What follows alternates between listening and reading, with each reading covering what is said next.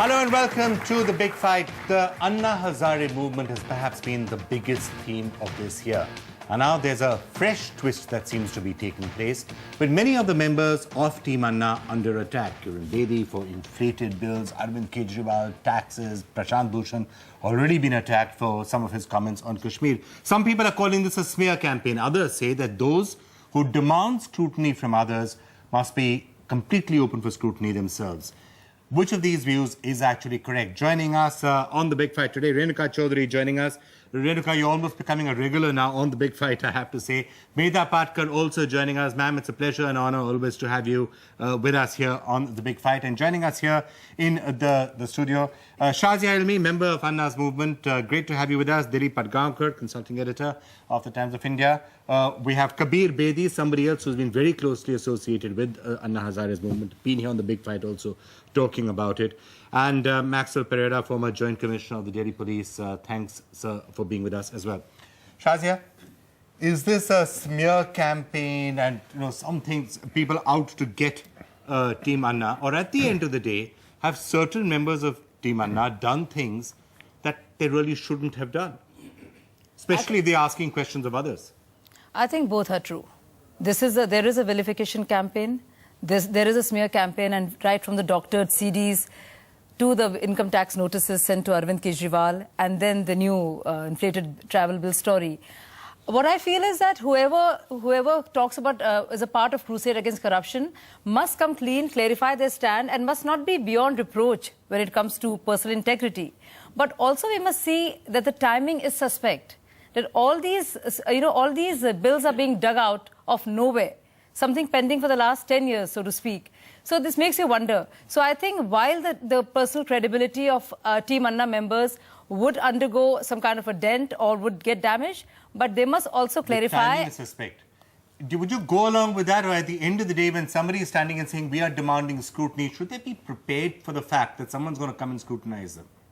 Well, I certainly don't agree with what you've just heard, because if you throw dirt or muck at someone, that someone's going to throw dirt and muck back at you. All right? You openly stigmatize the entire political class. You rode the high moral hobby horse. You galvanized an entire nation on the strength of this great moral crusade against corruption. People hit back.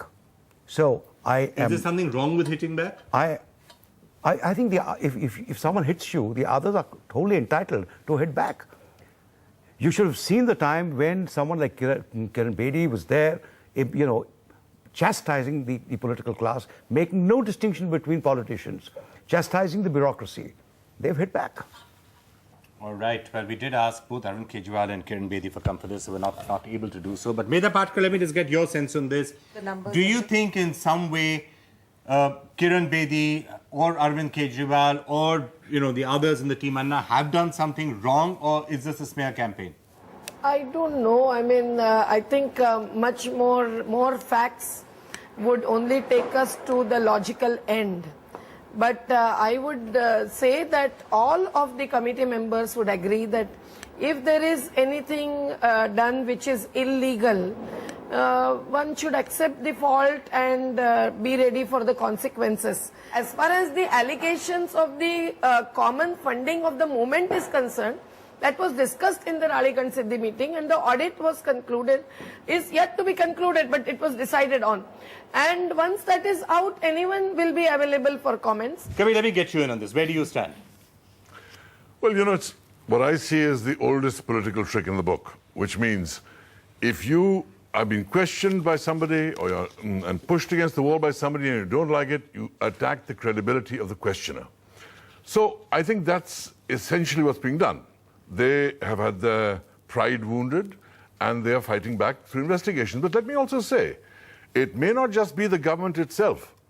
It may not be the Congress itself. There are people across the entire political spectrum who are corrupt, across the entire government who are corrupt, who are very threatened by this movement and will go to any length to scuttle it by questioning the credibility of the people that are involved in that movement. However... But you seem to be saying that there is no reason to question. So I'm just going to be blunt out here. Is there something wrong in this case, in your mind? That travel bills are inflated for whatever the reason and then it's passed on to an NGO. Are these practices that let's say a politician had done, would the same team Anna been pointing fingers and saying this is wrong?